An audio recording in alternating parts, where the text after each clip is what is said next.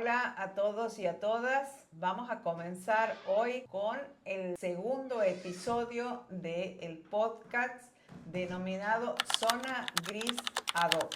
Advirtiendo que en el primer episodio nos hemos referido a un tema central que es tema de agenda en la reforma laboral. Vamos a recordar, mi nombre es Ana Rosa y me acompaña, como en la primera oportunidad, Mercedes. Hemos decidido tomar como tema central lo que creemos o consideramos es una carencia o una falta de enfoque en la reforma laboral que podría ayudar a que esa reforma laboral pueda ser mejorada o pueda mejorar determinados aspectos de la actual ley que nos rige. Sí, o quizás no tan mejorada, sino como más enriquecida y diversificada. Tal cual. Con más opciones, que incluso ahora con las reformas sí se ha querido diversificar un poco, o con la idea del proyecto de reforma que se ha pasado, creo, para febrero. Como que se ha querido diversificar un poco, pero todos son ideas, al fin y al cabo. El tema referido a las modalidades contractuales.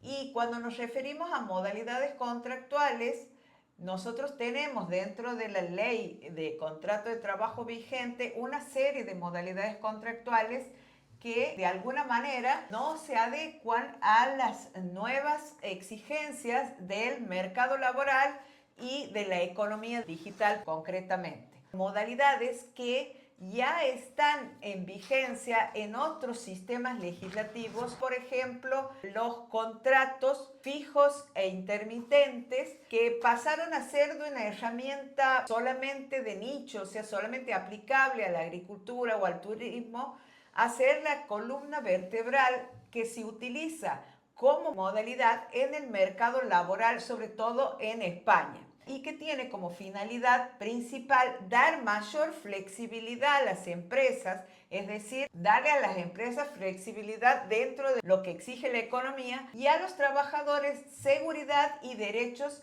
dentro del marco de un contrato indefinido. Se denominan los contratos fijos discontinuos que a partir del año 2021 se encuentran en vigencia en la legislación española y que son aplicables a distintas áreas de la actividad económica, no solamente a la agricultura y al turismo como nosotros teníamos, por ejemplo, el trabajo de temporada. Eso sí se encuentra legislado. También está, por otro lado, el contrato de tiempo indefinido, entre otras modalidades contractuales, pero en teoría se empezó a aplicar en el 2021 en España para evitar la implementación del contrato de temporada de manera constante, o sea, como que se iba parchando de manera indefinida. Con esta idea lo que se ha tratado de hacer es que deje de estar de cierta forma utilizado únicamente el contrato de temporada, o que exista solamente como una opción el contrato de temporada, que igual en Argentina no es muy utilizado porque muchas empresas o empleadores, digamos, no conocen la modalidad o la posibilidad de utilizarlo. Entonces, o directamente no lo registran o no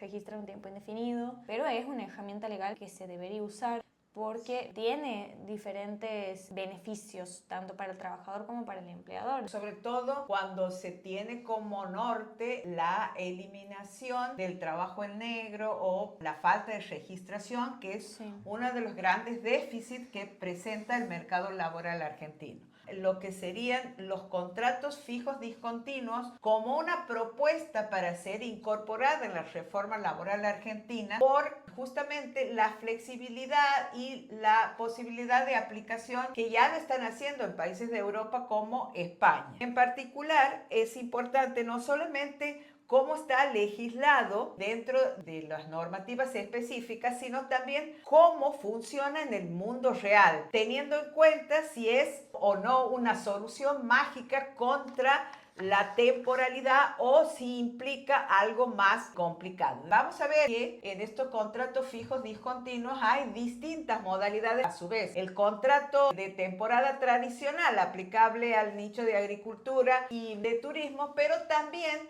se habilita la posibilidad de otros subsistemas, es decir, de otro tipo de modalidades que se apliquen a otro tipo de contratos. En principio, cuando vemos con lo que es parecido a este contrato fijo discontinuo, se puede llegar a confundir con el contrato de temporada y lo llevan directamente a lo que sería, bueno, y en las estaciones. Pero no se limita únicamente a eso, también pueden ser por distintas ocasiones o distintas situaciones que van más allá de la estación o del boom turístico. Puede ser, por ejemplo, una empresa de catering, un concierto o cualquiera que se necesite para una ocasión especial. Por ejemplo, una banda sabe que va a tener conciertos en determinada época del año, pero no sabe en qué momento las va a tener, porque las fechas por ahí pueden fijarse antes, pueden fijarse después, pueden postergarse. Entonces, esta modalidad que se implementa en otros países facilita no solamente que los trabajadores puedan tener de cierta forma una seguridad, sino que también el empleador puede contar con los servicios de ese trabajador independientemente de que se celebre o no al fin y al cabo o en qué fecha se celebre. El objetivo de esta modalidad contractual es evitar el abuso de los contratos temporales, es decir, lo que se conoce como alta temporalidad, teniendo en cuenta que esa temporalidad estructural es alta y la idea es cerrar el grifo de los contratos temporales a través de una modalidad que permita evitar la extinción del vínculo laboral aún en periodos de inactividad. No es que se lo despide una vez que ha terminado la temporada o que ha terminado el servicio que se ha prestado para determinados eventos, sino que en este caso lo que se busca es que el trabajador tenga un horizonte de estabilidad y derechos que antes no tenía, solamente los tenía al momento que recogía frutas o que prestaba algún servicio vinculado con el turismo en la costa, por ejemplo. Lo que nosotros queremos plantear es que esta modalidad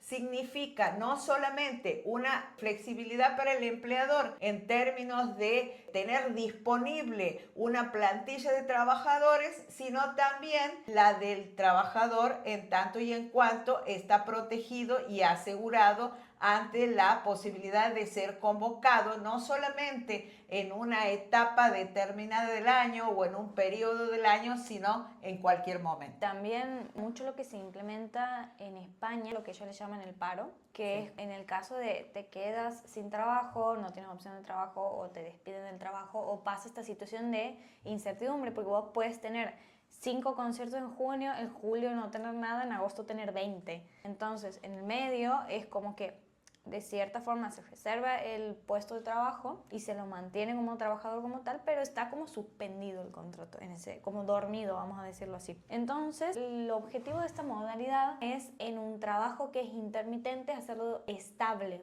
como serían en la mayoría de los trabajos. Y otra alternativa es darle una herramienta a aquellas empresas que en España se denominan empresas de trabajo temporal, que sería dentro de la legislación argentina lo que nosotros conocemos como empresas de servicios eventuales. Darle una herramienta a esas empresas para que justamente tengan los trabajadores con determinados perfiles o especialidades y los provean de esos trabajadores en el momento que lo necesiten. Lo que sería la externalización, la tercerización de trabajadores, dentro de los cuales la empresa de trabajo temporal o empresa de servicios eventuales sería entonces un intermediario entre aquella empresa o empleador que va a gozar en forma directa de los beneficios del trabajador, pero en realidad existe un contrato previo entre la empresa y el trabajador y a su vez entre la empresa y donde efectivamente se van a prestar los servicios. Entonces hay empresas específicas que se dedican a buscar trabajadores y a manejar la relación laboral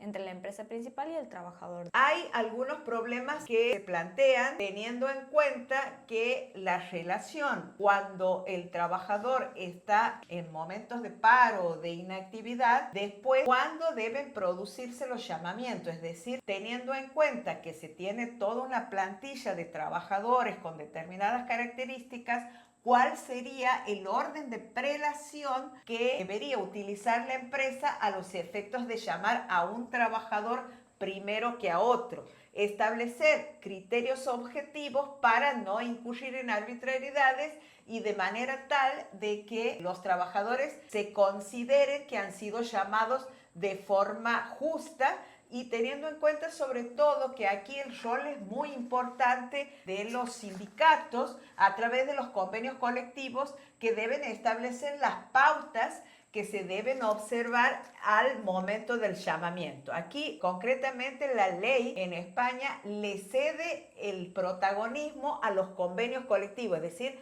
a la negociación colectiva, que son los convenios que están regulados o negociados entre los sindicatos y las empresas de cada sector, donde se establecen las reglas del juego. Por ejemplo, un criterio puede ser la antigüedad. Sí, o cuestiones de mérito también, participación, todo lo que haga a motivar al trabajador a dar lo mejor de sí para subir un escalafón en el orden de prioridad, vamos a decirlo, ¿no? Pero el principal es justamente ese, la antigüedad, y es dentro de todo como el menos arbitrario o el menos injusto. También hay otro criterio que también es objetivo, que es la especialidad. Sí. Es decir, cuando el trabajador tiene una determinada competencia desarrollada, puede ceder el criterio de la antigüedad, o sea, puede dejarse de lado ese criterio objetivo al momento de llamarlo, de convocarlo a ese trabajador. ¿Por qué? Porque el perfil que exige la empresa que demanda esta mano de obra nos establece determinadas características y aptitudes que debe reunir ese trabajador. Y entonces vamos a decir que es como un criterio de idoneidad,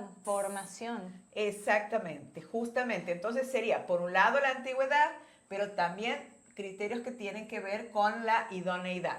Otro de los problemas que también se plantean es qué se hace durante los periodos de inactividad. Es decir, hemos dicho al principio que el contrato en sí mismo no se extingue. Al ser indefinido, continúa, no está extinguido, lo que sí se suspenden los derechos y obligaciones de las partes por ser un periodo de paro, de inactividad, es decir, que se encuentran en suspenso los derechos y obligaciones hasta tanto se vuelva a requerir los servicios de ese trabajador o trabajadora. Y se requiere con un llamamiento que tiene un carácter estrictamente formal. ¿Por qué? Porque se tiene que informar al trabajador en qué condiciones va a volver, cuáles van a ser los horarios, si va a ser el mismo puesto, no va a ser el mismo puesto, para cuánto tiempo, para qué se lo requiere, todo eso, y todo eso lo informa la empresa. Y en el caso de que el trabajador no asista o no conteste, se va a tener como desistido por parte del trabajador. Si la empresa se toma el trabajo de intimar o de informar que tiene que retornar al trabajo,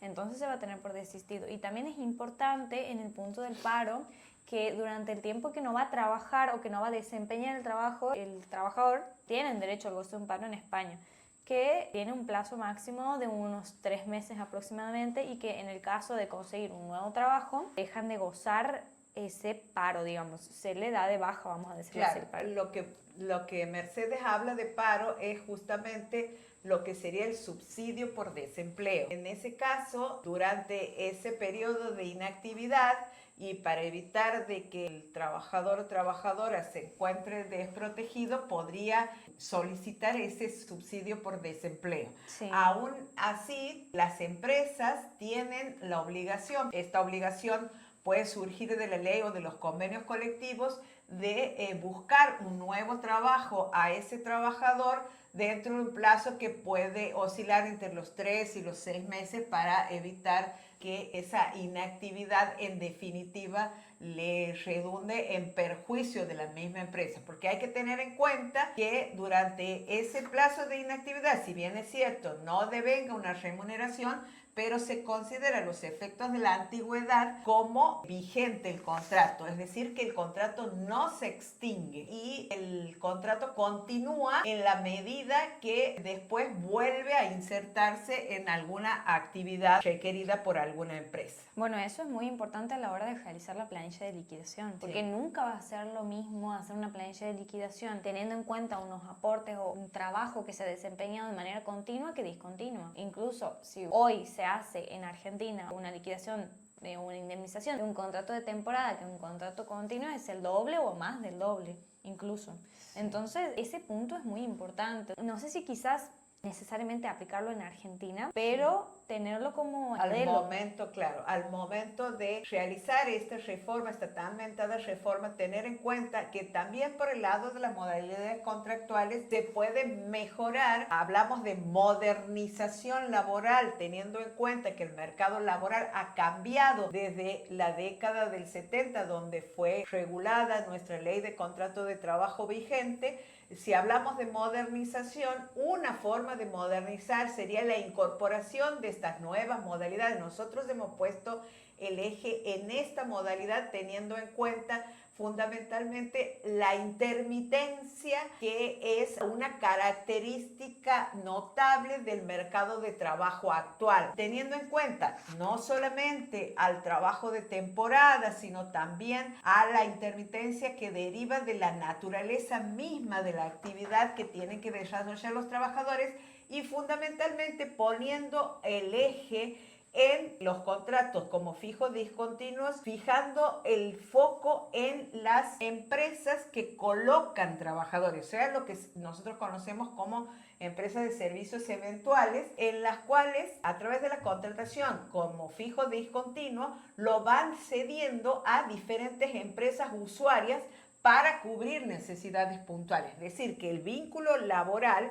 está con la empresa de trabajadores temporales, es decir, que es un mero intermediario para trabajos de corta duración con otras empresas, en las cuales se va cediendo a esas empresas usuarias para cubrir necesidades puntuales. El éxito o el fracaso de este modelo va a depender también, y ya lo hemos dicho concretamente, de lo que surja de la negociación colectiva, teniendo en cuenta que la ley establece un marco general y después lo específico va a tener que ser objeto de regulación a través de lo que nosotros conocemos como los convenios colectivos. Y otra cuestión es el tema de la estabilidad. Siempre hemos partido de la idea de que la Constitución Nacional establece como garantía para los trabajadores, dentro de lo que es el artículo 14 bis, la garantía de la estabilidad del empleo público, pero también de la protección contra el despido arbitrario, como de alguna manera hacer una opción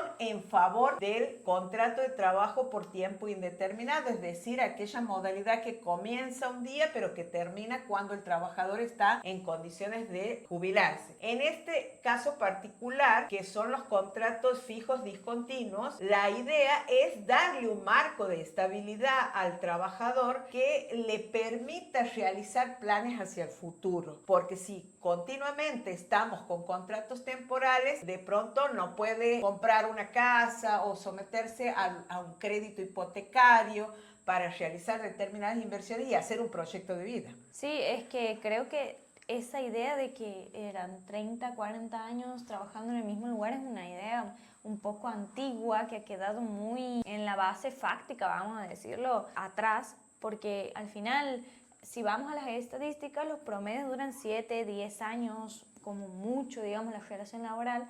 Entonces, buscando otras opciones o dando la posibilidad de brindarle herramientas a lo que sería siempre parte débil en las relaciones laborales del trabajador, o también darles herramientas a las empresas. La idea nunca es cargar a uno más que al otro, digamos, sí, sino que sea lo más... O desproteger a uno. Yo creo que mucho de lo que se ha criticado de esta ley actual es esa falta de modernización y el hecho de que se le da muchas herramientas al trabajador y que se castiga mucho a las empresas. Eso es mucho lo que se repite. Sí, un relato que se va repitiendo, sí, pero que sabemos que en la práctica no es tan así, no, porque sabemos lo que muchas veces debe peregrinar un trabajador para conseguir el pago de su crédito. Por otro lado, también para la pequeña y mediana empresa es complicado sí, asumir las consecuencias económicas de lo que significa un juicio laboral. sí, Por total. eso es importante que en el momento de reformar, hacer esta modernización de la ley laboral, se tenga en cuenta ambas visiones o ambas cuestiones, los intereses de las partes. Es que ahora, sí, al fin y al cabo es como que los dos son parte en esta relación, que obviamente se negocia entre las empresas y los sindicatos para que haya un convenio colectivo, que dentro de todo sea equitativo para ambos, a pesar de las leyes que los regulan. Pero siempre se intenta, a medida de lo posible, hacerlo lo más equitativo y lo más fácticamente llevable. La pregunta que a nosotros nos surge es si verdaderamente este modelo o esta modalidad que estamos comentando verdaderamente nos va a conducir a una estabilidad real como para que permita a la gente hacer planes para el futuro, o si es algo utópico y que la incertidumbre va a continuar. Y en este podcast vamos a tener a nuestra primera invitada que nos va a contar cómo es la práctica, cómo ha funcionado en España a través de distintas experiencias y de un máster en administración de empresas, cómo se ha investigado sobre esta temática en particular en el bloque siguiente.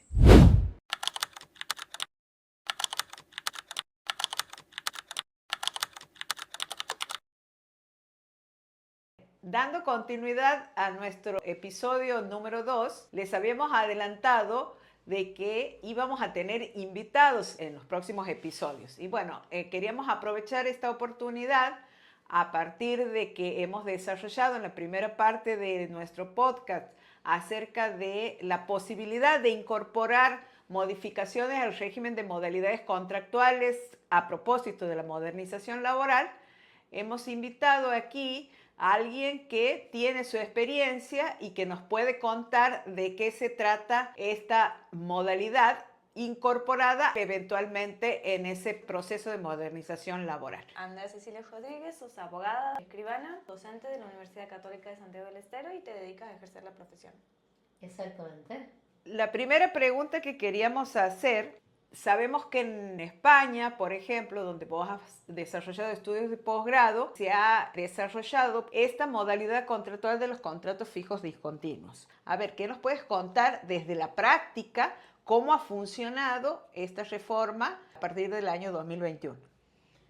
Bueno, a ver, básicamente el contrato fijo discontinuo ha venido a ser como un mix, una mezcla entre el contrato temporal, que era el viejo contrato de obra y servicio, para fusionarse con el contrato indefinido, que sería el indeterminado que tenemos aquí en Argentina. Entonces esta fusión lo que genera es que al final haya un vínculo laboral con la empresa que realiza el contrato y el trabajador, pero que tenga la posibilidad de suspenderse. ¿Qué quiere decir que se suspenda? Al final que el contrato queda dormido, queda inactivo. Entonces, esto va a responder a una necesidad económica, como lo decías antes, y que al final le va a dar al trabajador una cierta garantía de que el vínculo va a continuar, porque es un contrato indefinido, es un contrato indeterminado. Entonces, en la práctica, esto ha generado quizás la reducción de la informalidad o de los trabajos sumergidos, los trabajos no registrados.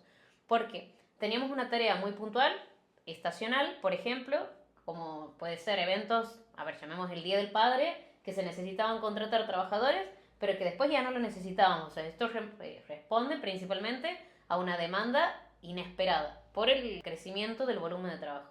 Entonces se contrataban a los trabajadores, luego se suspendían.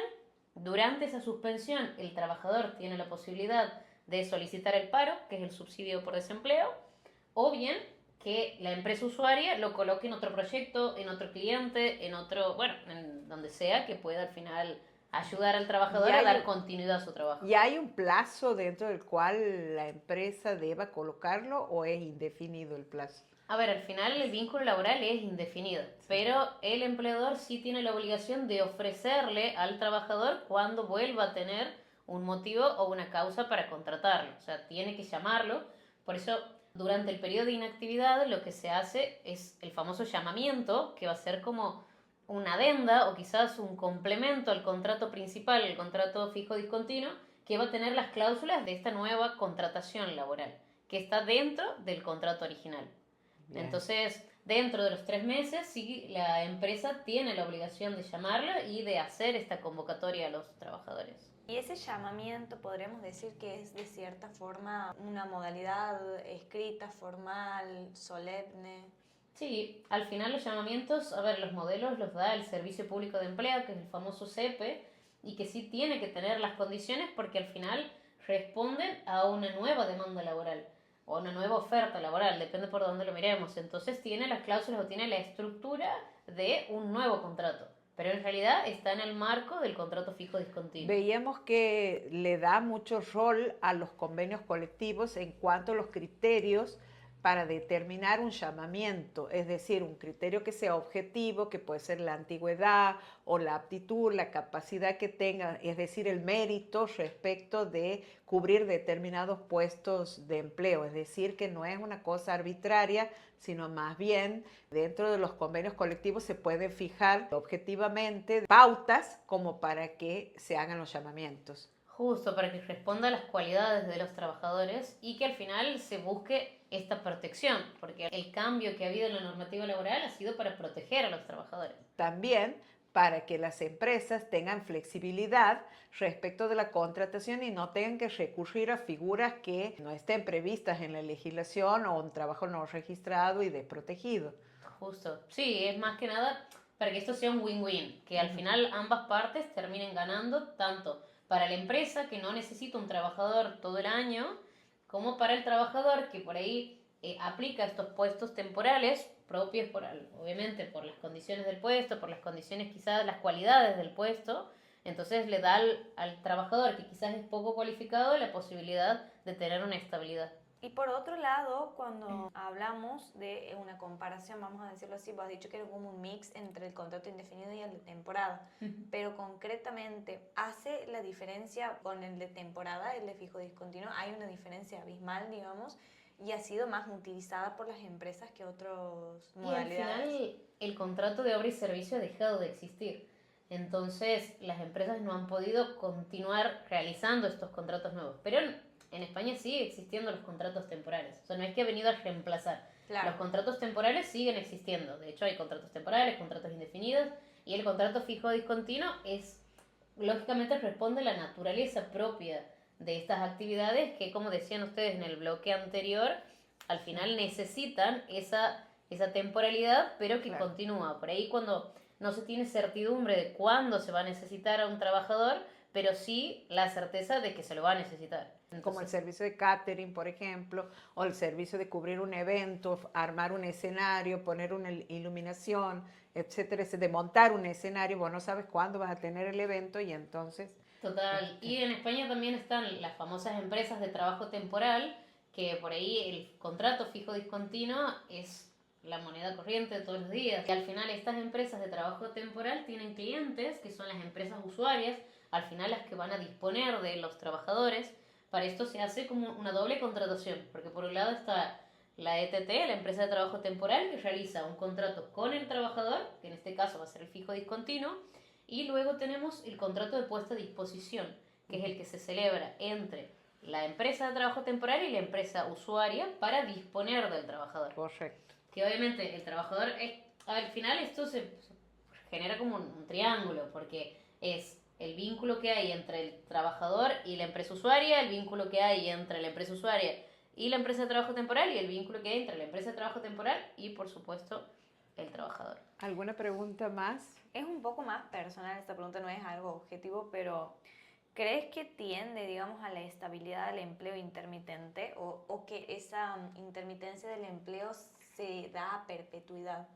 O sea, ¿siempre va a ser intermitente o le da estabilidad como tal? Yo creo que la intermitencia es quizás la naturaleza propia del contrato. Entonces siempre va a haber esto. Pero, ¿qué es lo que pasa? De otra forma, si no existiría este contrato, se genera una desprotección hacia el trabajador. Sí, entonces claro. porque una de las cualidades, de las particularidades que lo caracterizan este contrato, es que la antigüedad del trabajador se reconoce desde el día en que se firma el contrato fijo discontinuo. Eso es muy importante, sí. Justo, y que no cuenta los periodos de inactividad. O sea, no es que cada vez que hay un nuevo llamamiento la antigüedad se restaura o empieza de cero. Claro. No se resetea, no se reinicia, sino que la antigüedad va a ser el día que se ha firmado el contrato. Y yo creo que ese le da el carácter del contrato indefinido, porque al final la relación laboral va a continuar, o sea, desde el primer día que empieza y se va a contar la antigüedad a los fines de protección hasta que termine el contrato como finaliza un contrato indefinido. Aunque los derechos y las obligaciones de las partes entren en suspenso durante los periodos de inactividad. Exacto. Es decir, quede dormido para después revivir en otra contratación. Exactamente. Bien, con esta aclaración podemos dejar concluido el podcast número 2